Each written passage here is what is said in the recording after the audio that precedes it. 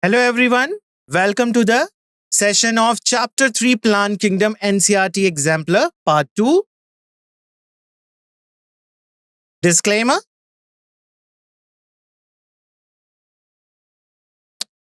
Learning objective. So, today's learning objective, we will explore and understand the fundamental concept of the chapter Plant Kingdom by working through the NCRT exemplar questions. So, we will solve the exemplar questions.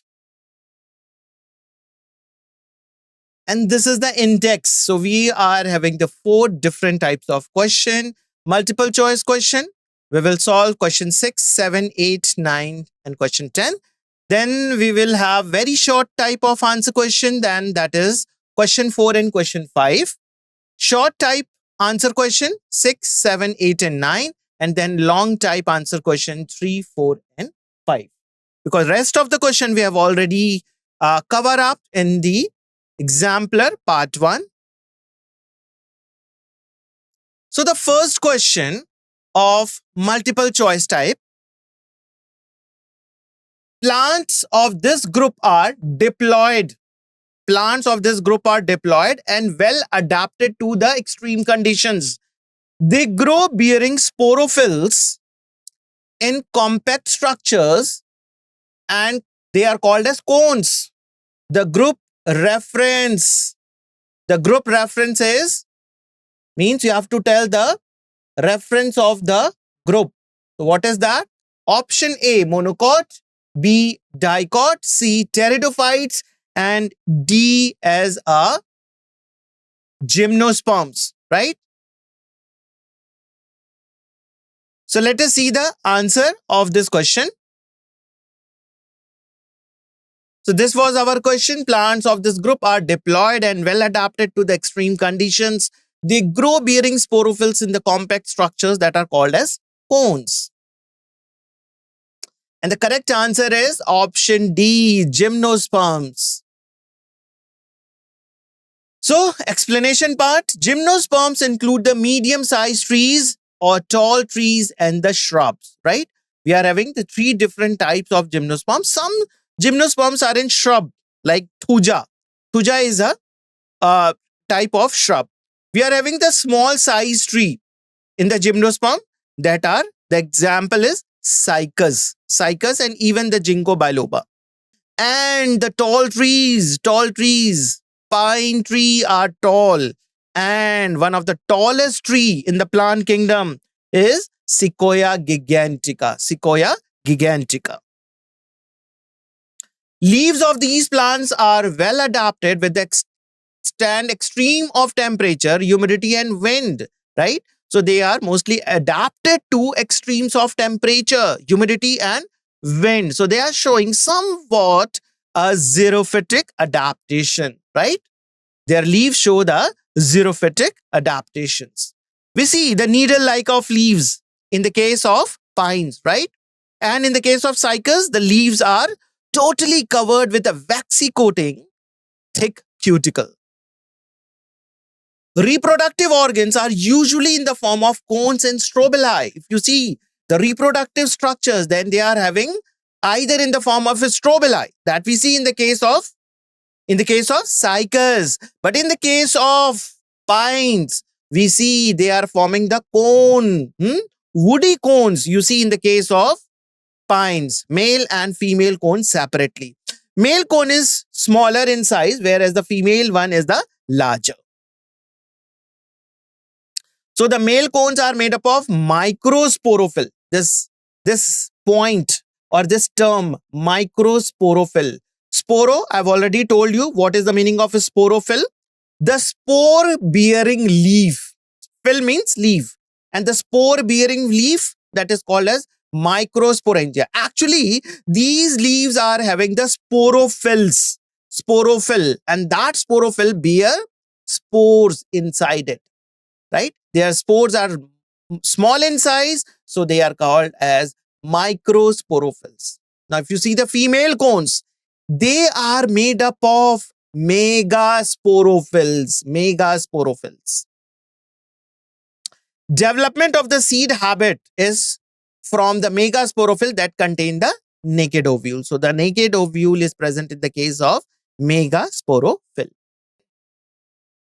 So here you can see megasporophyll in the case of Cycas, right?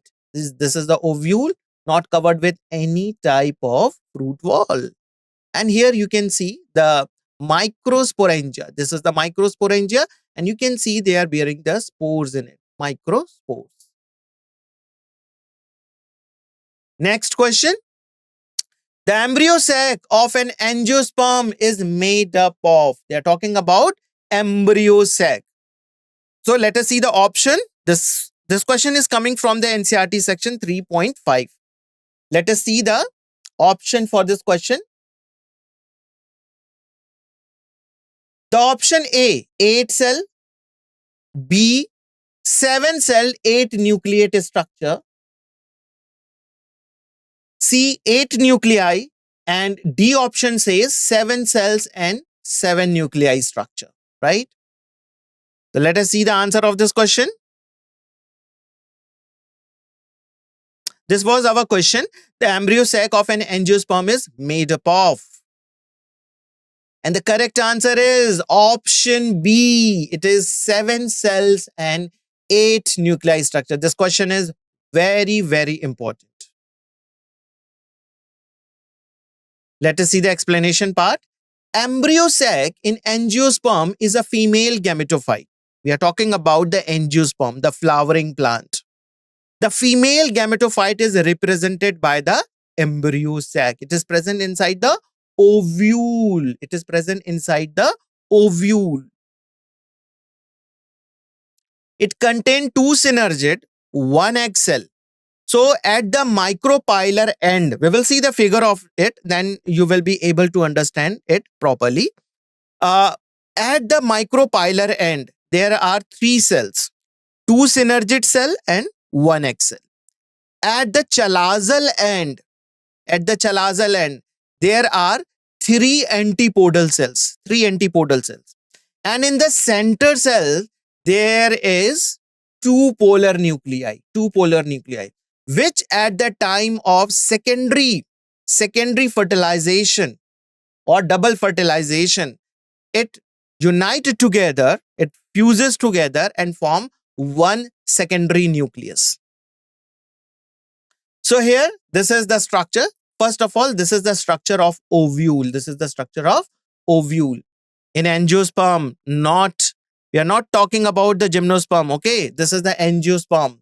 And what you see here, this is one of the embryo sac. This is not embryo, this is embryo sac.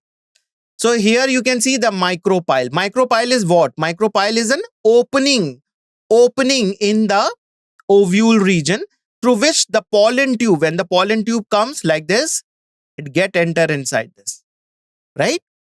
So this is the opening, and this end is called as micropylar end. What you see at the micropylar end? At the micropylar end, you see the 2 synergid. One synergid is this, one synergid cell is this. Those 2 synergids, and there is 1 egg cell. So 3 cells at the micropylar end, and they are 2 synergid and egg. Now, if you see at the opposite end, this end, here you can see the chalaza. The chalaza is one of the part of this ovule. So this particular part of the embryo sac is called as, here this end is called as chalazal end. Like here it is micropylar end, so this end is chalazal end because it is towards the chalaza. What you see at the chalazal end? 3 antipodal cells. You can see 1, 2 and 3 antipodal cells, right? And this cell, this is the central cell. What you see at the center? 2 polar nuclei, which at the time of fertilization, they get fused together and form one secondary nucleus, right? So this is the female gametophyte or embryo sac. It is called as female gametophyte or embryo sac. How many cells are there? Let us see now. So at the chalazal end, we are having the 3 cells, 3 antipodals, and at the micropylar end, we are having 2 synergid and 1 egg cell. So 3 plus 3, 6. And what about this central cell? So total 7 cells. Number of cells are 7. But what about the nucleus? So 3 antipodal cells, 3 nucleus, 3 cells at the micropylar end, again 3 nucleus. So 3 plus 3, 6 nucleus. And the 2 in the polar as a polar nuclei. So total 8 nuclei. So this embryo sac is 7 cells and 8 nuclei structure. 8 nuclei structure. Let us move to the next question. If the diploid number of a flowering plant is 36, diploid number 2n is 36, what would be the chromosome number in its endosperm? They are talking about the endosperm. Very important question. So options for this question are as follows. A, 36, B, 18, C, 54 and D, 72. 72. Let us see the answer of this question. So if the diploid number of flowering plant is 36, what would be the chromosome number in its endosperm? So answer is C option, 54. So the ploidy of an angiospermic plant is 2n. And what is that? The ploidy, the reduction, division, meiosis occur at the time of gamete formation to produce the male and female gametes, right? So they are diploid and they undergo the meiosis division. And they form the pollen and egg cell. So double fertilization is the feature of angiosperm. This we see in the case of angiosperm only, double fertilization. So endosperm is a product of triple fusion. And one male nuclei. If we are having 36 as a diploid, then what will be the haploid? It will be 18. Number of chromosome in the haploid cells. And what are the haploid cells? The haploid cells are gametes. Male gametes and female gametes. So both the male gametes and female gametes will have how many chromosomes? 18. So it becomes triploid structure. How it becomes triploid structure?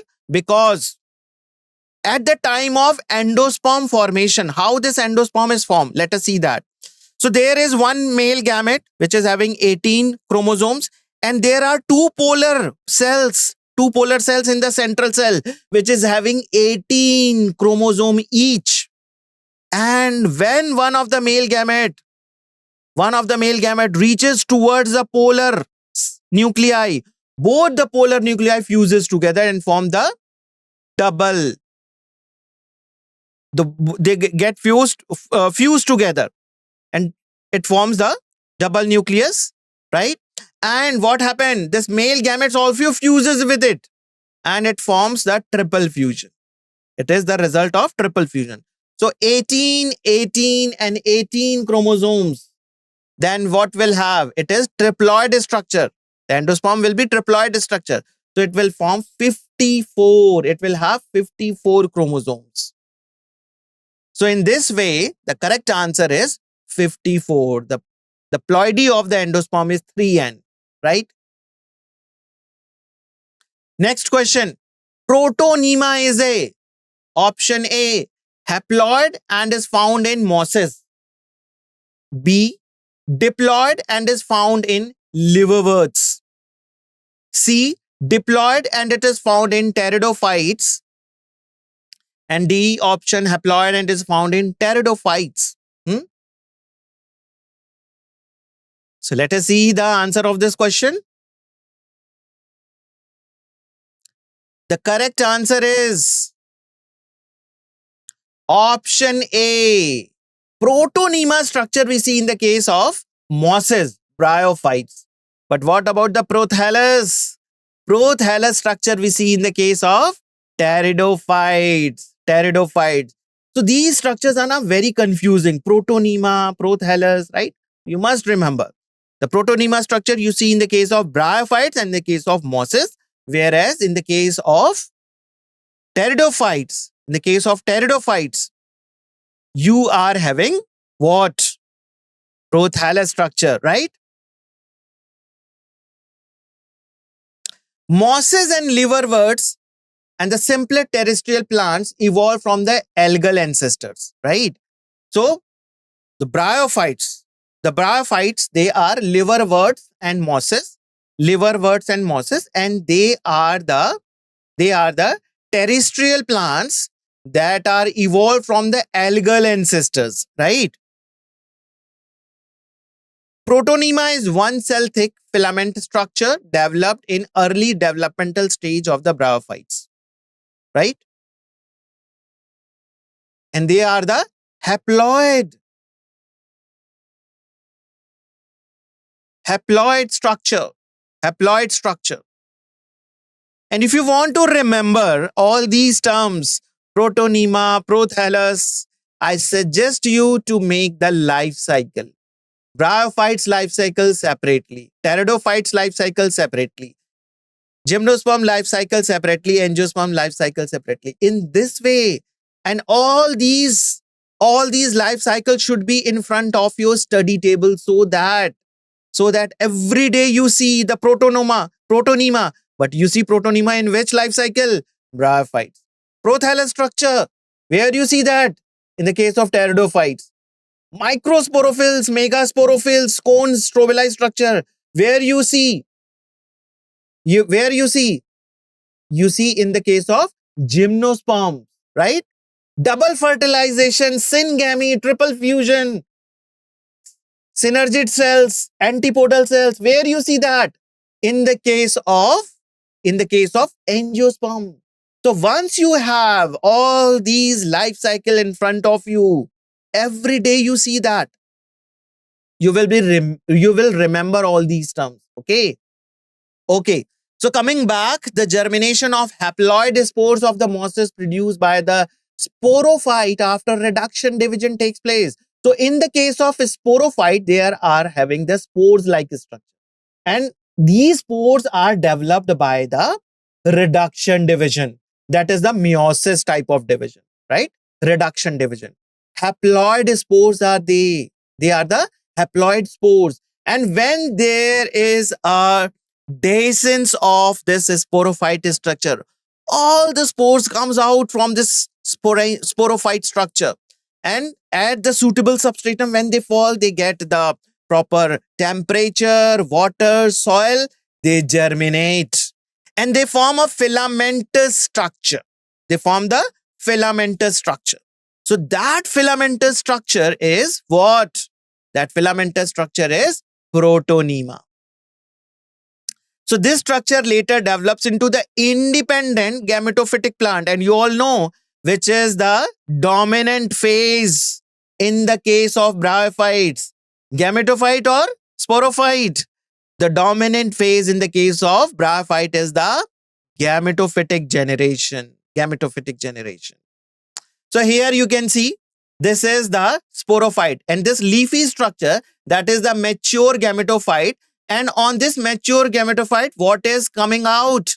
Mature sporophyte. And this is the diploid structure.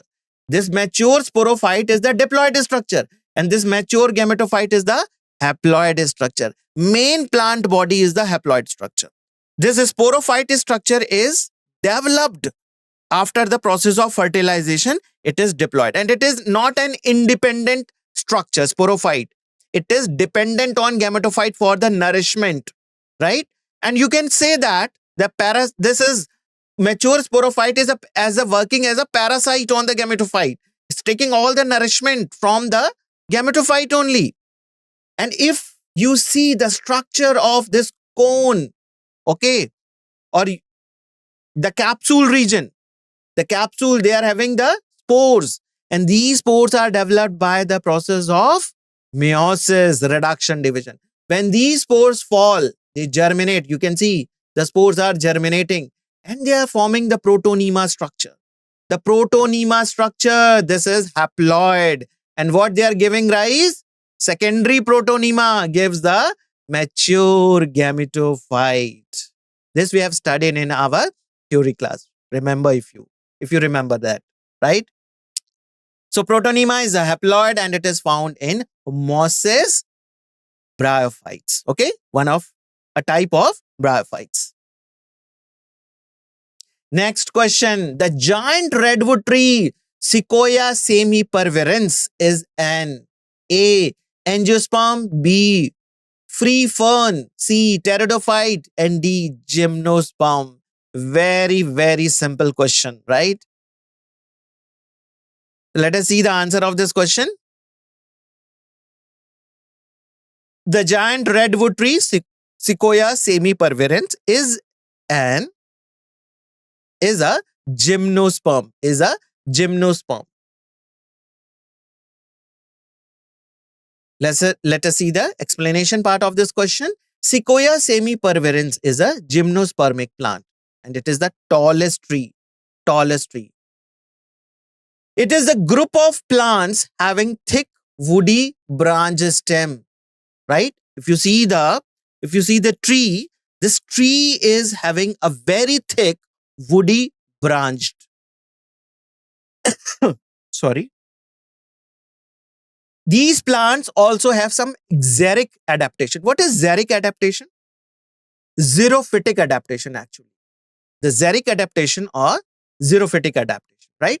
Which helps them to survive in a adverse climatic condition, right? They grow in a adverse climatic condition, xerophytic condition. Xerophytic condition is not a normal condition, right?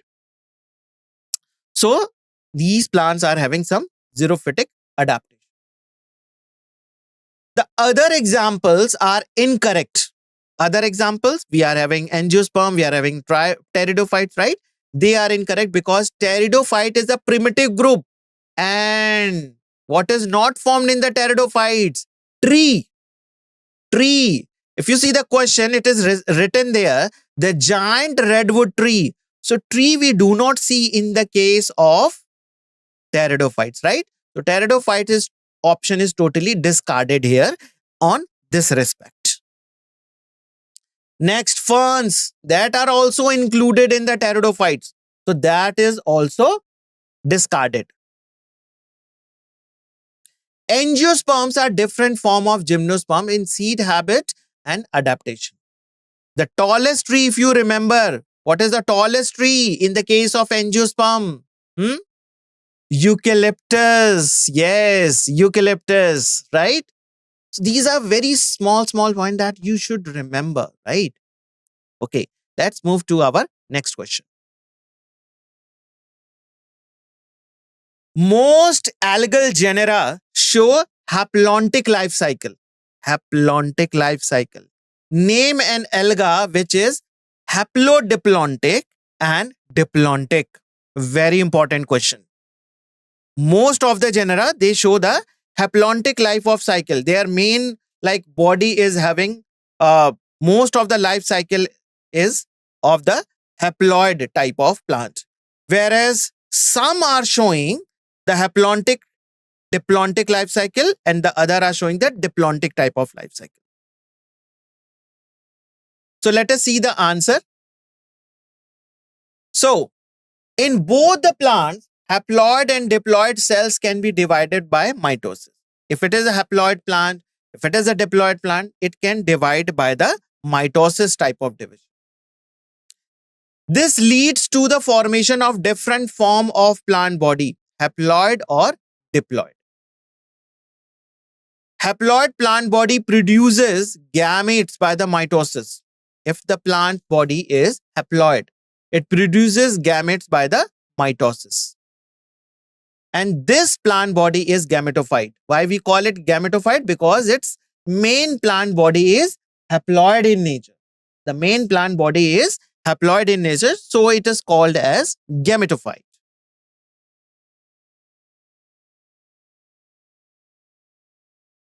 Haplodiplontic life cycle is exhibited by the Ectocarpus, Polysiphonia and Kelps. They are the type of brown algae, Phaeophyceae. Haplodiplontic means equally their life cycle is having the haploid stage And equally important, they are having the diploid stage. So you cannot say in that case that haploid is the dominant phase or the diploid is the dominant phase. Here, both the stages are important and they are equally dominant. So that type of life cycle is called as haplodiplontic type of life cycle. And you must remember the example, because in this question it is asked about the examples only. Name the alga. So the algas are Ectocarpus, Polysiphonia, and Kelps. Diploid sporophytic phase alternate with the haploid gametophytic phase. Diplontic life cycle, it doesn't mean that they are not having the haplontic phase or gametophytic phase. They do have that phase, but the major part of the life cycle, is governed by the diploid stage. So they are called as diplontic type of life cycle. And you see here the fucus, the main plant body is sporophytic and it shows the diplontic type of life cycle. So these are all alga. Ectocarpus, Polysiphonia, Kelps, and Fucus, right? So, no, all the Phaeophyces not having the like diplontic or haplodiplontic, right? This is a major difference. Okay. Here you see the Fucus. Fucus is again the brown one, and they are showing the diplontic type of life cycle. Right? So this is very, very important. You must remember the type of life cycle, the examples of there, right? So here, most of the algae shows the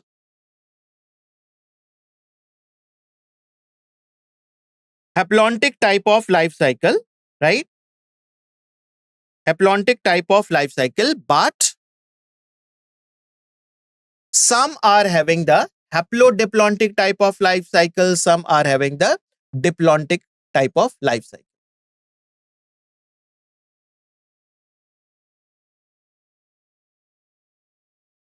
But if you see the case of brown algae are, if you see the kelps, fucus, they are 100-meter long in the sea. Seaweeds, they are commonly called as seaweeds, right? It doesn't mean that they are just one cell. No, it is not one cell. Volvox colonies, green algae, Chlorophyceae volvox, colonial form. Filamentous algae, Eulothrix, Sporogyra, they are not one cell. They are made up of many cells in a filamentous form. But in the Chlorophyceae, there are some algae which is one cell only, right? Like your Chlamydomonas is one cell, right? So if you talk about the type of life cycle, then they show the three different type of life cycle: haplontic life cycle, diplontic type of life cycle, and haplodiplontic type of life cycle, right? So here they have asked some of the alga which shows the haplodiplontic and diplontic type of life cycle. So you must remember the name of the alga here, and it can be asked in the MCQs also, right? Okay, let's move to our next question. Now we will have a very short answer type of question. The first question is here. In bryophytes, male and female sex organs are called as dash and dash. Okay. So this is our question, Phillips type of question. So let us see the answer of this question. This was our question.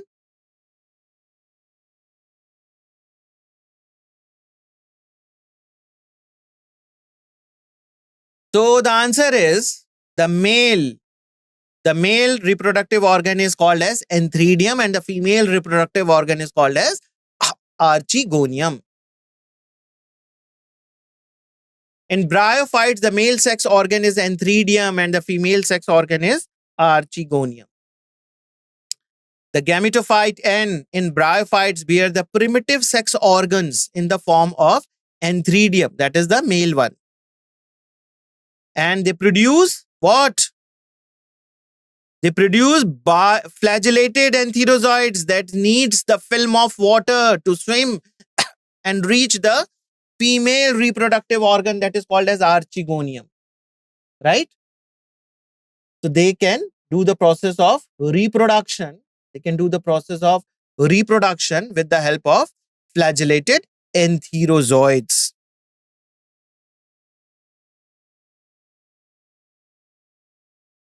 Archegonia is the female part which has a single egg cell, and both these reproductive parts are born on the male and female. Antheridophore and archegoniophore born on the haploid gametophyte. So this antheridophore, four-like structure, that is a stalk-like structure. Four means the stalk-like structure. Archegoniophore, stalk-like structure.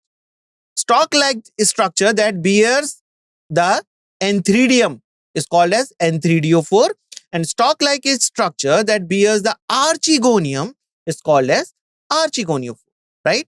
And they all both the reproductive structures are born on the haploid gametophyte, because in the bryophytes the gametophyte is the main plant body and the reproductive organ develops on that same, right?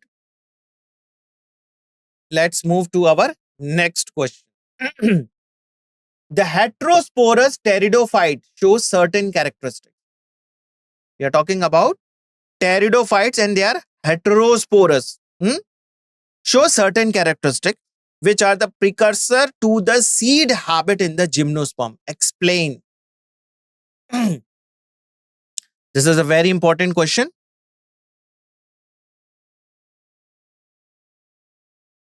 And this question is coming from the section 3.3 and 3.4 of the NCERT. So this was our question. Let us see the answer.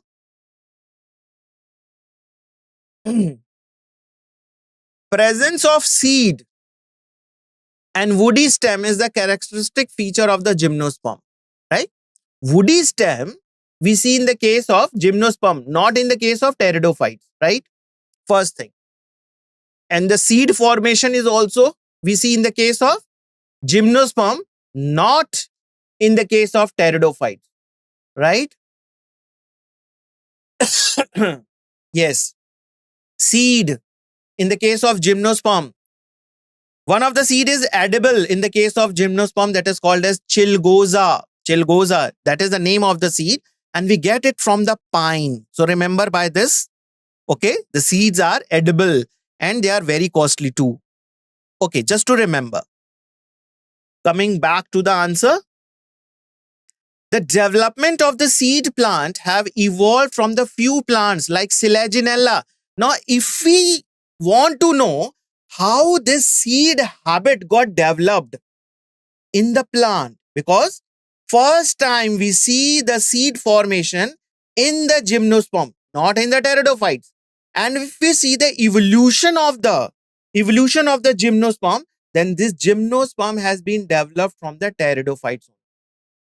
So this seed habit should come from the pteridophytes only. And we are having one of the example that is called as Selaginella in the pteridophytes. If you see the development of the Selaginella, what you see? The seed type of things coming from this Selaginella only. Okay? The seed habit, first time, the seed, though they do not bear any seed, but you can assume that the development of the seed in the plant should have followed this way only. How? Compare the life cycle of the pteridophyte with the cycas. Heterospory is production of two types of spores, smaller microspores and larger megaspore, right? We see two types of spores now. In the case of cycas, microspores and megaspores. And we see this thing where in the case of Selaginella, heterospory. Heterospory means two types of spores. They bear two types of spores. Smaller spores that are called as microspores and larger spores that are called as megaspores, right? In Selaginella, the smaller microspore are destined to produce male gametophyte. And when from Selaginella, microspores are released, they fall on the floor or the ground and they form the male gametophyte, a prothallus type of structure which is having the male reproductive organ. In the same way, megaspore will come out from the Selaginella and they will form the female gametophyte, another prothallus which bears the archegonium, right?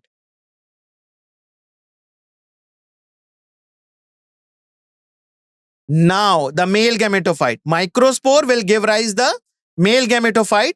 Megaspore will give rise the female gametophyte. Means two types of prothallus. One is bearing the male reproductive organ and one is bearing the female reproductive organ. Now we will talk about male gametophyte, prothallus, and they bear antheridia. They bear antheridia, right? Male reproductive organ, antheridia. And inside antheridia, they forms male gametes, right? Okay, let's see what happens in the female gametophyte. Now, this female gametophyte produces archegonia and they provide nourishment to the developing embryo. They provide nourishment to the developing embryo because where the fertilization is taking place? Inside the archegonium. Because inside the archegonium, egg is present. Male gamete will move because they are flagellated. They move in the water and they come inside the archegonium. Inside the archegonium, egg is present and fertilization is taking place. After fertilization, zygote is formed and where the embryo is growing inside the archegonium only. This type of things we see in the case of seeds, in the case of gymnosperm also, right? So the phenomena of heterospory, it is started from the heterospory, two types of spores, right? The reduction of the gametophyte, in situ germination of spores, retention of mega gametophyte in the megasporangia, and finally to the seed development. This embryo type of things is resembles with the seed in the case of gymnosperms, right?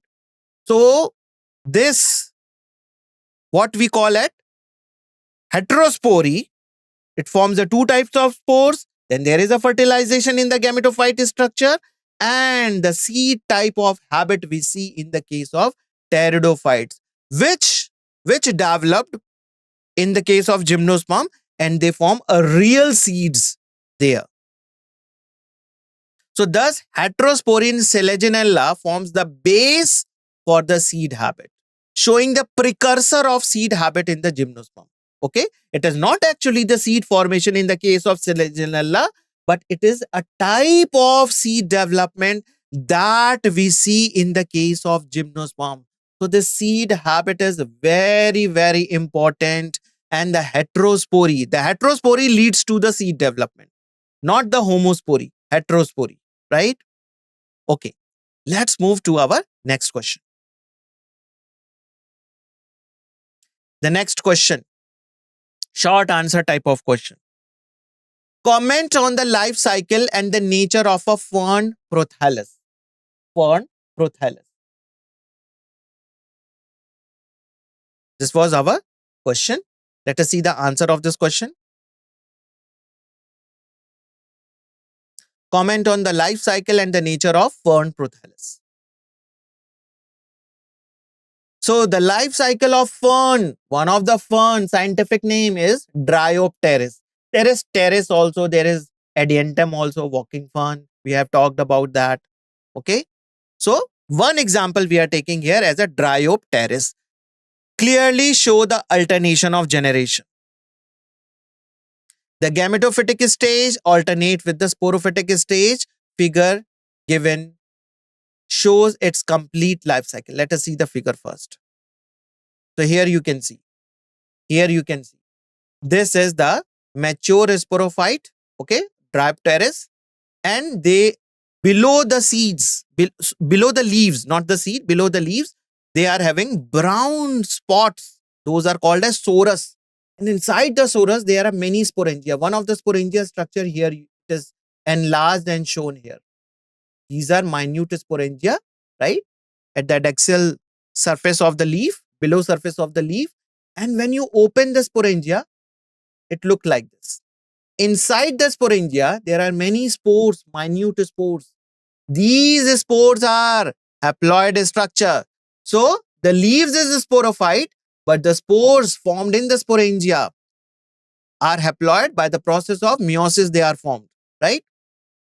Spores are released, spores germinate, and they form a heart-shaped structure that is called as prothallus.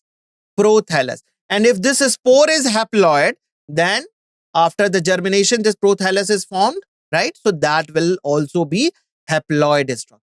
Now, this prothallus bears the two sexual organs. The male one, antheridium, and the female one is archegonium.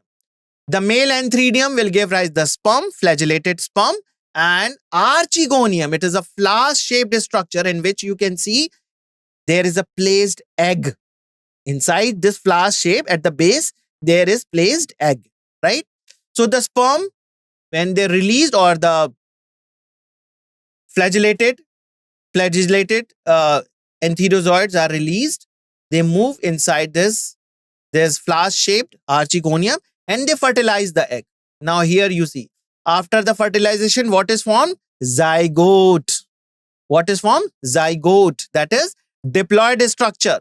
And you can see this will form the new sporophyte. And it is attached to what? Gametophyte. It is attached to the gametophyte only, right? So this is the complete life cycle of the pteridophyte. What is asked in the question? Comment on the life cycle and the nature of fern prothallus. So what is the nature of fern prothallus? It is a haploid structure. It is a haploid structure that bears the male and female reproductive organs, right? So prothallus of the fern is a multicellular. First of all, it is a multicellular, free living. Free living. It is not dependent on anyone. It is free living. They are photosynthetic. They can do the process of they can do the process of photosynthesis, means they are following the autotrophic nutrition, right? Haploid structure. They are gametophyte. It develops from the spore produced by the sporophyte after the reduction division. So they are haploid structure. Spores germinate with a germ tube with an apical cell and forms filament of 3-6 cells, later develops into the gametophytic plant. So here you can see the gametophytic plant. It is the gametophyte structure, generally having the heart shape, and they are having the reproductive organs, right? Male, antheridium, female, archegonium. How are the male and female gametophytes of the pteridophytes and the gymnosperm different from each other? Yes, you can write that. They can be small and inconspicuous for the for the prothallus, right? Okay, coming to this question, how are the male and the female gametophyte of the pteridophytes and gymnosperm differ from each other? Let us see the answer of this question. Difference of male and female gametophyte in the case of pteridophytes and gymnosperm. Let us see that. So you can see tabular form it is written here, male gametophyte of pteridophyte, and the next column male gametophyte of gymnosperm. First point, distinct male gametophyte may not be present. They are not having any distinct type of male gametophyte. The male gametophyte is always present. Second point, it contain an antheridium, right? Male gametophyte will contain antheridium, and male gametophyte of gymnosperm, an antheridium is not found. Hmm? Male gametes are flagellated. Here, the male gametes may or may not be flagellated. Male gametes reach the female gamete by swimming in a film of water because they are having flagella, right? Male gamete reach the female gamete through the pollen tube.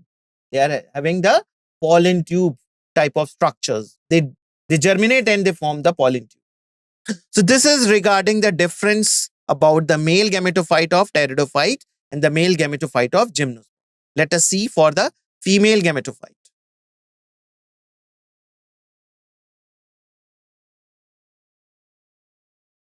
So female gametophyte of pteridophytes and female gametophyte of gymnosperm. First point, distinct female gametophyte may or may not be present, and distinct gametophyte is always present in the case of gymnosperm. It is largely independent, and female gametophyte does not leave the parent plant. They are attached to it, right? It is not enclosed in an ovule in the case of pteridophyte, but in the case of gymnosperm, it is enclosed inside an ovule, right? Next question. In which plant will you look for the mycorrhiza and coralloid roots? Also explain what these term means. Means what is the meaning of the mycorrhiza and what is the meaning of coralloid roots?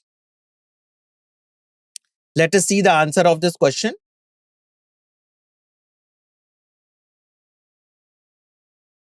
Distinct gametophyte means a separate gametophyte structure. A separate gametophyte structure. They may present or they may not be present. In some of the prothallus, right? They are having the distinct gametophyte, right?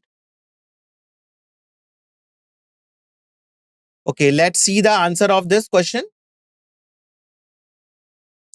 Okay, symbiosis is the phenomena of interaction of two living organisms to benefit each other, both coexist and flourish well, right? Symbiosis phenomena we are talking about. First of all, before discussing the mycorrhiza, means two organisms, they exist together and they benefit each other and they flourish well, right? So mycorrhiza, now coming to the mycorrhiza point. It is a symbiotic association between the fungus and the roots of vascular plant. Here, the vascular plant is gymnosperm, one of the gymnosperm. Though they forms the mycorrhizal association we see in the case of angiosperm also, right? But we started in the case of gymnosperm. An example is pinus tree, right? So the fungus colonize the root of the host either intra or intercellularly. Either they are present at the surface or they get enter inside the tissue, right? So it helps in the nutrient absorption from the soil for the plant. Some of the nutrient that is not very closely available to the pinus tree, right? Or any vascular tree. So these fungus, they bring that nutrients and make it available to the vascular plants, right? What they get in return? In return, they get nourishment and shelter. They get nourishment and shelter. The fungus will get nourishment from the higher vascular plants. So, nutrient absorption from the soil for the plant. Mycorrhizal associations are present in conifers like pinus tree, cedrus tree, abies, and picea. These are the conifers that forms the cone. So here, the figure that shows the mycorrhizal association in the case of pinus tree.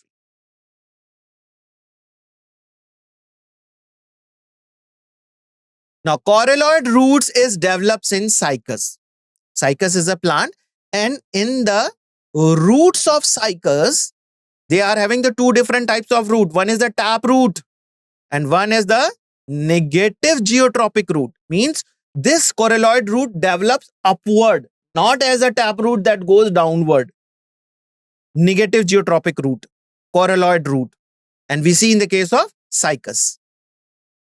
It is produced in the cluster at the base of the stem and produces out over the ground. You can see they are coming over the ground even, right? They are present at the base of the stem. It is dichotomously branched, means they divide at the tip, they divide into means it bifurcate, right? So it is called as dichotomously branched and they are greenish in color. Cyanobacteria. What is cyanobacteria? It is a type of monerans. It is a type of moneran, type of bacteria, right? And they are capable of doing nitrogen fixation, right?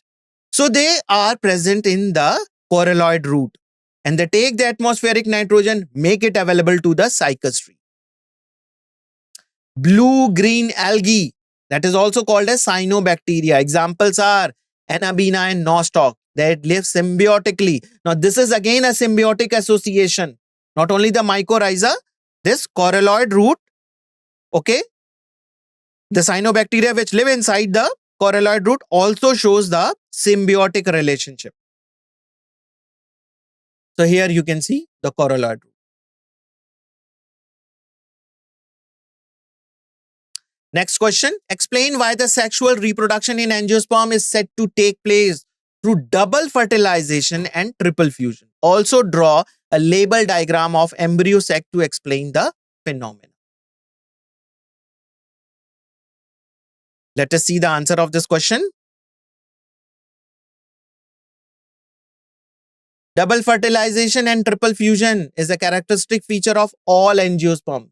This feature we see in the case of angiosperm only, not in any other plant.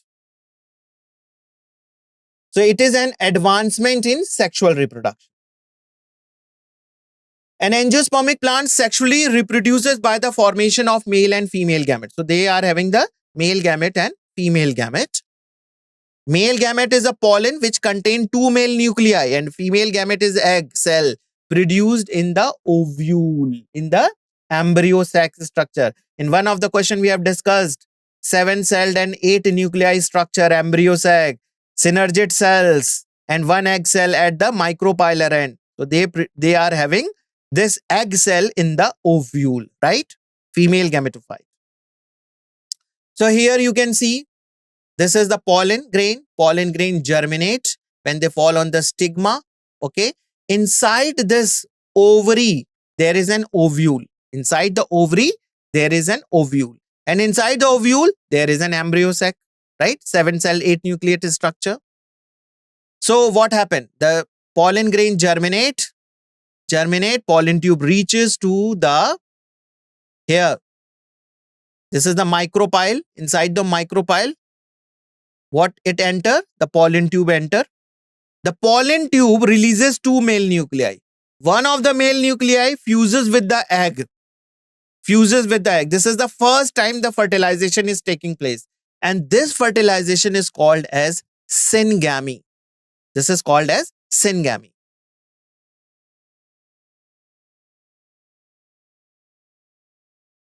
The pollen grain germinate on the stigma of the flower and the resulting pollen tube grow through the tissue of the stigma and style and reaches near the egg apparatus. Yes. So pollen tube will germinate. First of all, it penetrates the stigma, style and reaches to the ovary region. And inside the ovary region, it reaches to the ovule. Through micropyle, it get entered inside the embryo sac.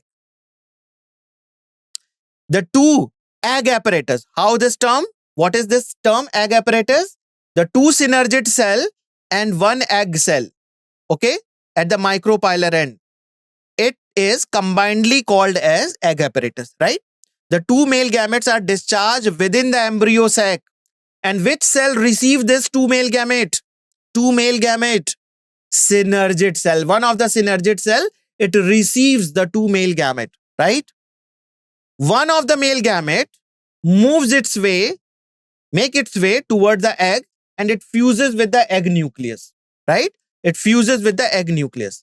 That fusion is called as syngamy. So one of the male gamete fuses with the egg cell to form the diploid zygote. Okay, the result is diploid zygote, and this phenomena is called as syngamy. Okay. So here you can see the first time fertilization is taking place, and that is called as syngamy.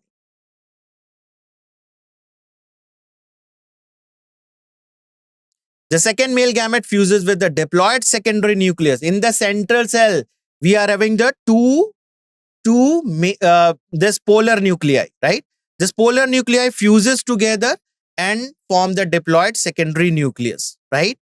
The another male nuclei makes its way toward this secondary nucleus and fuses with it. And this is the three nucleus fusion is taking place here. So that is why it is called as triple fusion. It is called as triple fusion. It is called as triple fusion, right? And this nucleus, the result is, what is the result? Primary endosperm nucleus. It is triploid structure. PEN, primary endosperm nucleus. The zygote, that is the result of syngamy. It is diploid structure, right?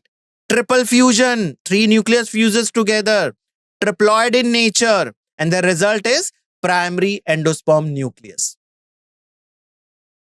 The fusion is known as triple fusion because of the involvement of two fusion, first at the syngamy and second as the triple fusion.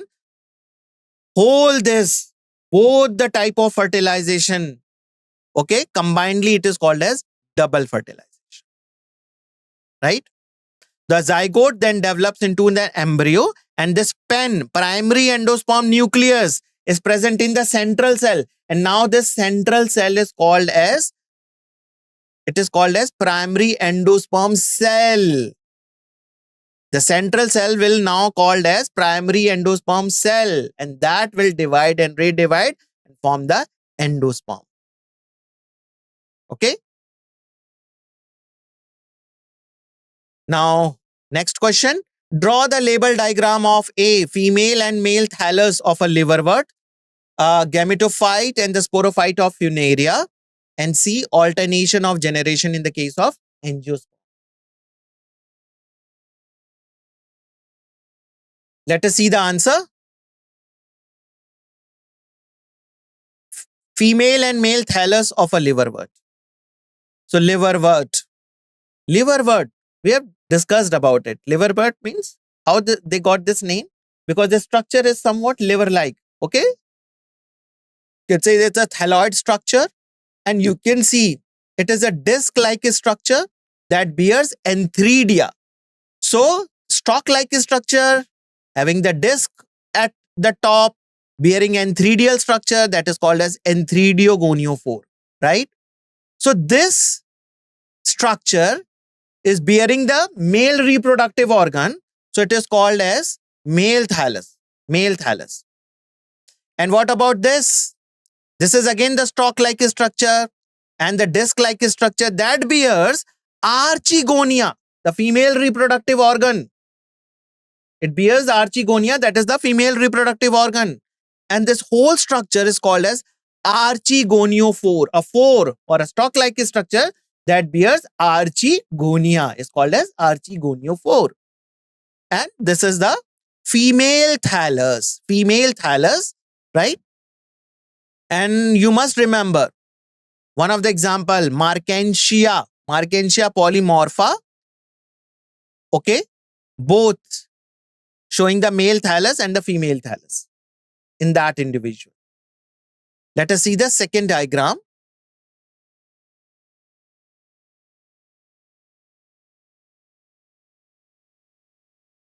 So this is the gametophyte and sporophyte. This leafy structure, you can see this leafy structure showing the gametophyte. It is having leaf-like structure. It is having the main axis, and they are having the rhizoids, right? This is the gametophyte, and at the starting they will be having their reproductive organ here at the tip, and when the fertilization takes place, there is a zygote. This zygote divide and redivide and form the diploid structure, which is called as sporophyte. Sporophyte. Now this sporophyte can be divided as a foot that is attached with the gametophyte, the seta, the stalk-like structure that is called as seta, and you can see here the capsule region, right? So this is the gametophyte and sporophyte of Funaria. Funaria is a type of common moss, right? Next diagram. Alternation of generation in the case of angiosperm. This is one of the flowering plant. Okay. So flower, they are having female reproductive organ and male reproductive organ. Stamen, and this is the pistil. Pistil is having 3 parts: stigma, style, and ovary, and the stamen is having 2 parts: anther and filament. Inside the anther, there is a microsporangium that will form the microspores, and inside the ovary, there is a megasporangium that will form the embryo sac. The microspore will germinate from the pollen tube, and there is a fertilization. Just now we have discussed in our previous one of the questions, right? So this is showing the alternation of generation. This is the diploid structure, and this is the haploid structure. This microspore, gametophyte generation. This is the sporophyte, right? So this is all about today's session. Thank you very much for attending today's session. We will meet again tomorrow. So till then, take care and bye.